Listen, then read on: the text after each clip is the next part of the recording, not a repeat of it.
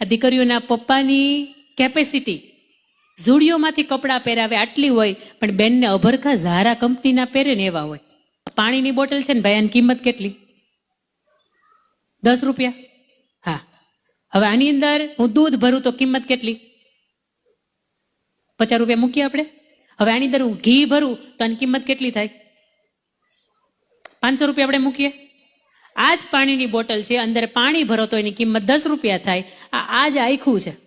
સંસ્કાર નથી ને તો એની કિંમત 10 રૂપિયાની જ છે. અને તમારી પાસે એક પાણીની બોટલ હોય કે એમાં પાણી ભર્યું હોય, અને મારી પાસે પાણીની બોટલ હોય કે એમાં ઘી ભર્યું છે, અને તમે મને પૂછવા આવો કે આને એક્સચેન્જ કરવી, ત્યારે મારો જવાબ શું હોય?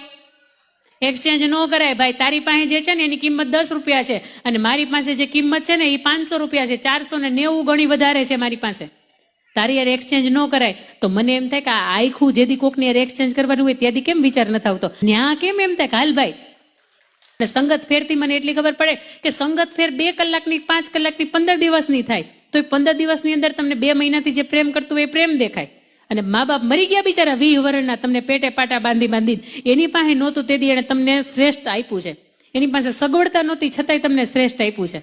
આટલો મા બાપનો 20 વર્ષનો પ્રેમ તમને પ્રેમ કાં ન દેખાય?